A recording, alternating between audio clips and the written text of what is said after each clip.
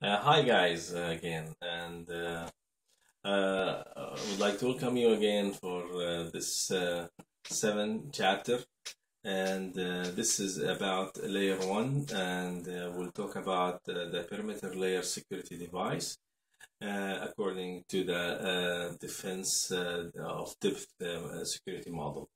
So the defense of depth security model, we are going to continue talking about this model, and because it's one of the most important security model that is considered to be comprehensive. Now, the perimeter layer security device that is associated to the perimeter layer one, there are going to be two main objectives of this discussion for this chapter, which is the first one we are going to talk about is the firewalls, and the second topic will be the type of firewalls that exist, and we will classify three different types of firewalls. Firewalls is a very, very important piece of equipment that should exist at the network layer or at the perimeter layer, and in order to protect against the surroundings, in order to protect the boundary, and that's why it's very important to have such a component. So a firewall usually is placed between the networks and to act as a gateway. So in order for us to facilitate certain traffic, to allow certain traffic to pass through this gateway or this firewall. So the principal requirements of an effective firewall is described as follows. The firewall has three main characteristics that it should do. It must act as a door through which all traffic must pass, incoming and outgoing traffic. So it will control what traffic to pass and what traffic that will not pass. Now, it must also only authorize a traffic or certain traffic, authorized traffic to pass. So it is, yes, a door for incoming and outgoing, but also it should allow only authorized traffic to bypass those from either direction. It must be immune to penetration or compromise. So in other words, it should be tested for any security hole inside the router, in terms of protocols, in terms of certain ports, and to make sure that there is nothing that is open and that could cause a security threat. We go to the first topic of our chapter, which is again the firewalls, and let's define the firewall as the word. So the firewall, as we said, it acts to prevent unauthorized network traffic originating from untrusted network from accessing our protected internal network. So the origin term is firewall. It's derived actually from construction vernacular for a wall that must be able to withstand fire for a prescribed period of time. So the idea is that we want to prevent people from coming for a certain period of time. So in construction, the purpose of firewall is to provide enough time so that people can either escape or extinguish the fire. Now, an internet firewall, on the other hand, has to be able to withstand a lot of heat, okay, a lot of traffic, a lot of hits, just like its nickname in namesake in construction. So it is like a fire, should take the heat. Okay. As a rule of thumb, an organization should never connect the company's network or system to an external network such as the internet. So it is very important not to put your resources vulnerable to the internet. You have to prevent it. You have to ensure that there is a layer exists between the internal network or the corporate network and the internet. Normally, this type of layer that we establish between the internet and the internal network, we call it a name. We give it a name. We call it dematerialized zone, or DMZ zone. Now we put the firewall there between the DMZ zone and the internet in order for us to protect the surrounding or the perimeter. So now what's a firewall? The firewall is actually a combination of both hardware and software. So it could be a hardware, it could be a, or it could be a gadget, a device by itself. So it could be, for example, we could select an operating system, a machine, and load it with certain operating system like Linux or like any other type of operating system, and then we install and activate the firewall software on the top of that, and this device will become a firewall. That's in its simplicity. But the firewall could become also more complex, more specialized devices, and so on. Now, what are the pros? What are the advantages? What are the positivity of having a firewall? Now, keeping unwanted and unauthorized traffic from passing in or out, this is definitely a plus. This is one of the most biggest advantage. Now, of course, there are efficient methods for providing internet access to internet. So also we need to make sure that their internal users, they can access the outside smoothly. Now, a firewall can provide NAT, network address translation. So it's a way of protecting the internal network, the internal corporate addresses from the real IP addresses, the internet addresses. So for system or network that don't have an IP address, in this case, we don't need in any organization to have a real IP address or internet addresses. We will have our own private address, okay, and we will be able to interface the internet through a gateway, through the firewall, through the proxy server, through the proxy, and these devices will have the real IP addresses that will communicate with the outside world. So internal networks should not communicate with the external world, and this is possible by having the feature of NAT. The firewall can monitor for and notify you for attacks and network problems. Of course, firewalls are effective at maintaining logs, so there could be logs that can be monitored and checked for activities and pass through connections, and so on. Any attempts will be logged into those files. Those files can be downloaded and identified for any abnormal activities. What are the firewall's cons? Cons are the negative side of the firewall. Firewall represent a single point of failure. Okay?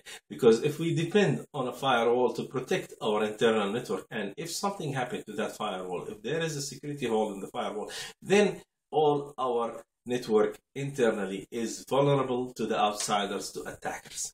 So if you make any mistake configuring the component of your firewall, you may allow an unauthorized user through. Knowledge, experience, of course, are needed to configure a firewall. It's not just anybody can do that. If the firewall goes down, your connection to the outside is now down. It means that you are vulnerable.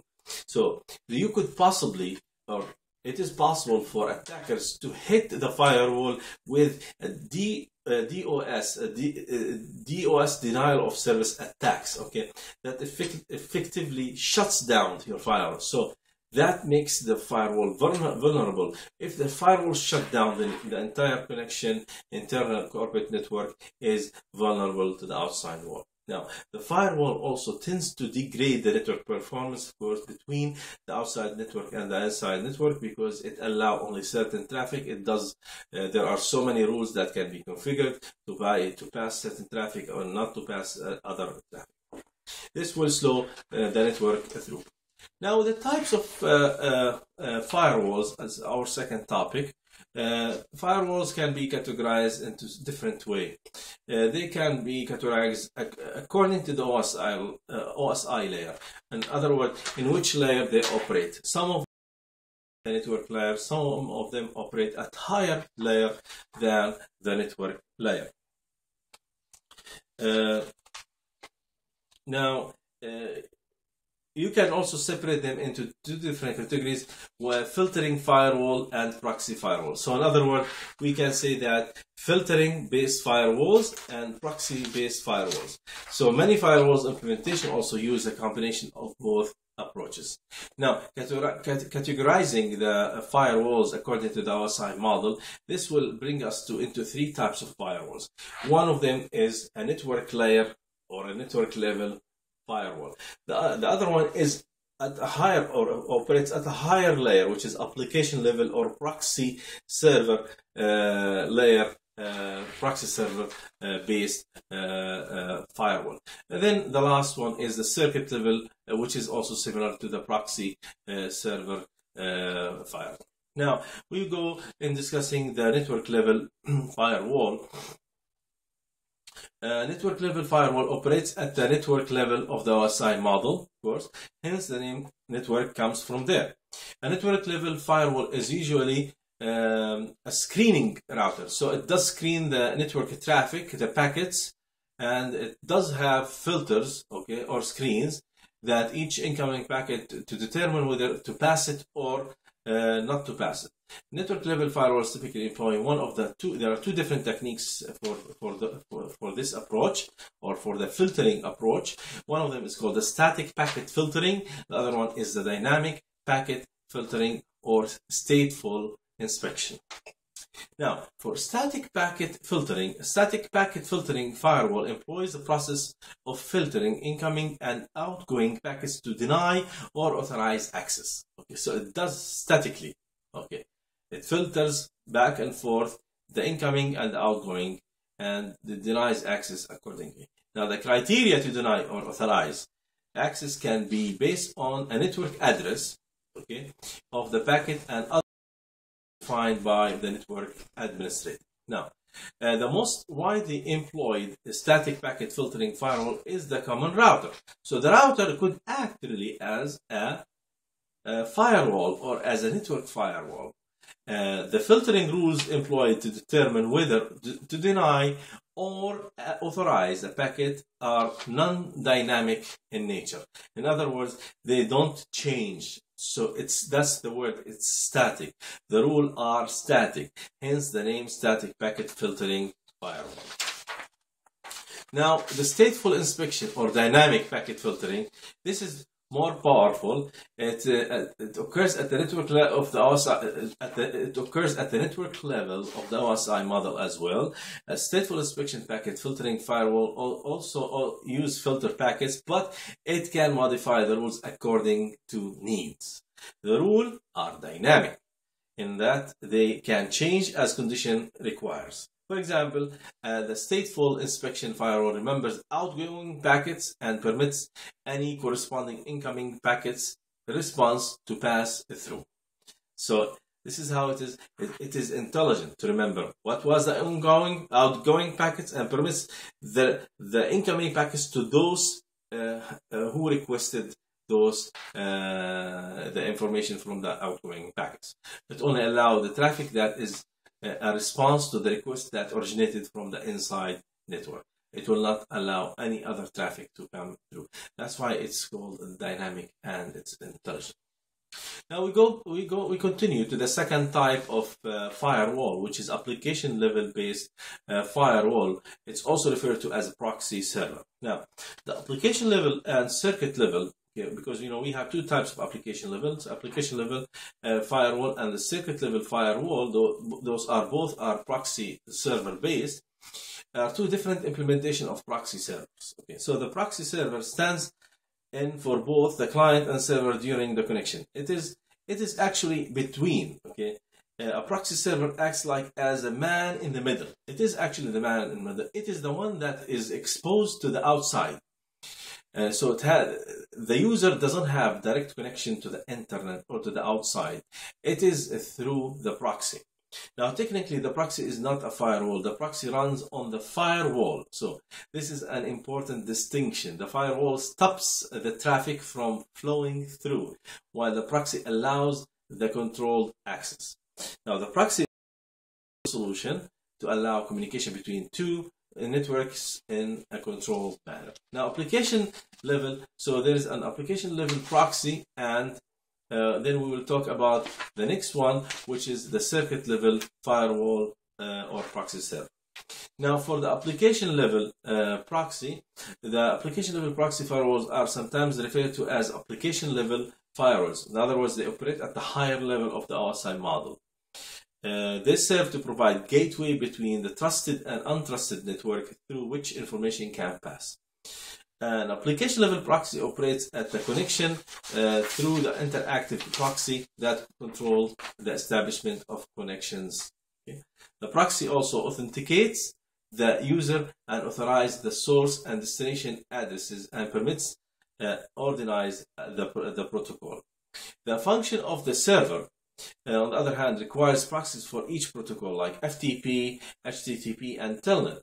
Now, the application level proxy must also know the particular application for which it provides the service.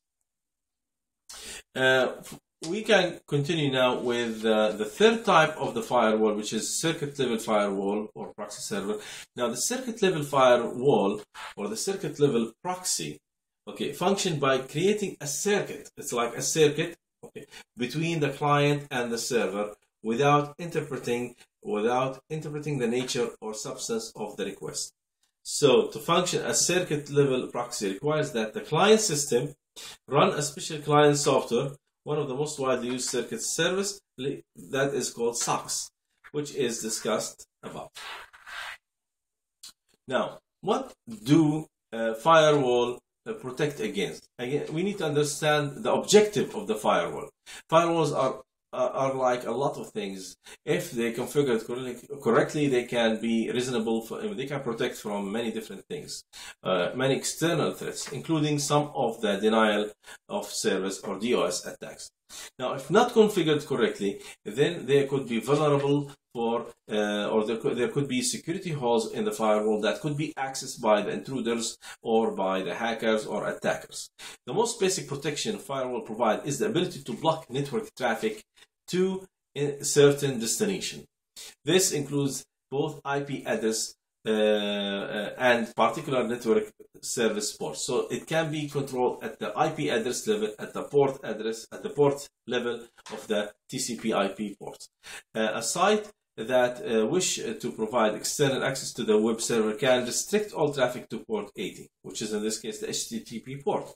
Now, usually this restriction will only be applied for traffic originating from the untrusted side. Traffic from the trusted side is not restricted. All other traffic such as mail traffic, FTP, would not be allowed across the firewall and into the intranet. An example of a simple firewall is shown in. Now, enabling legitimate access to public service. This is the next topic here, which is related to the firewall. One problem most organizations face is how to enable legitimate access to public services, such as the web, FTP, and email service. Now, this topic is really more related to establishing a demilitarized zone or DMZ zone. So, in other words, if you are going to construct your network, you need to establish 3 layers. One layer is your internal network. The other layer is the demilitarized zone. And the third layer is the outside, which is in this case the external network.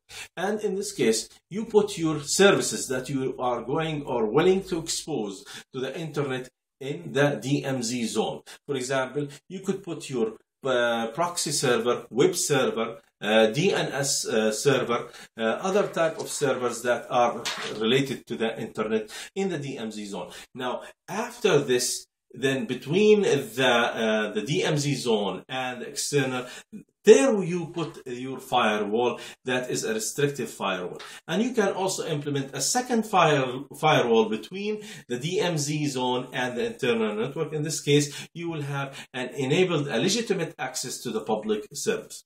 So by having the DMZ, the public servers are still provided more protection than if they were just placed outside a single firewall. The figure below, there is a diagram here that shows you how we place two firewalls. We established 3 areas. We established an external network, we established a DMZ network, and we established an internal network, and how we place the firewall between them. Thank you.